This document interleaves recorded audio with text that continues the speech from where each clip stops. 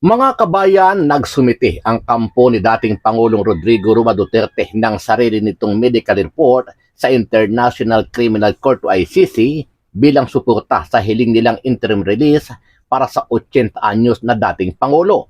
Nagmula ang ulat sa joint report na inihanda ng mga kinuha nilang medical experts.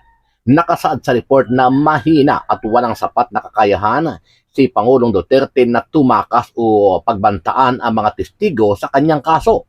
Taliwas sa pinangangambahan ng ICC, kaya hindi siya pinayagan na pansamantalang makalaya. Matatanda ang kumuha rin ng sariling medical experts ang ICC para alamin kung kayang humarap sa paglilitis ni Duterte. Naisumiti na ang medical report pero wala pang desisyon ang korte hinggil dito. Lumabasaan nila sa pagsusuri na hindi flight risk si Duterte dahil limitado na raw ang kanyang kakayahang magplano at magdesisyon. Hindi na rin umano banta sa mga testigo ang dating Pangulo dahil hindi raw naobserbahang agresibo o mapanlin lang si Duterte. Hindi na rin nila posibleng ulitin ng dating Pangulo ang mga ibinibintang na crimes against humanity laban sa kanya dahil mahina na raw siya.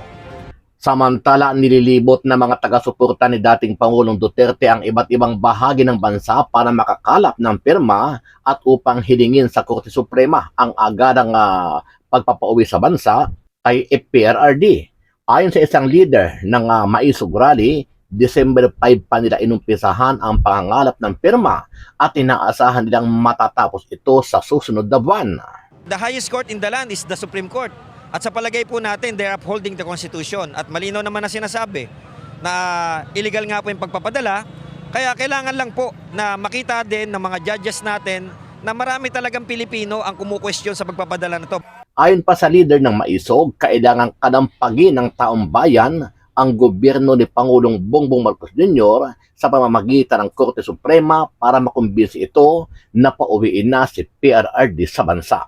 After po nito siguro, we will support the filing of this signature campaign sa Korte Suprema at tignan pa ho natin kung ano pa ho yung nanaisin ng taong bayan para po kalampagin ang gobyerno sa pamamagitan ng Suprema na bahagi po ng ating bayan para po kalampagin ng ating gobyerno para po dinggin at bigyan na po ng resolution ang 4 na pending na GR numbers po.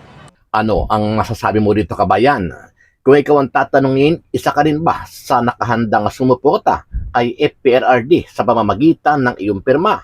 Sama-sama natin panoorin ang buong video at pakicomment nyo po ang inyong mga reaksyon at sariling opinyon.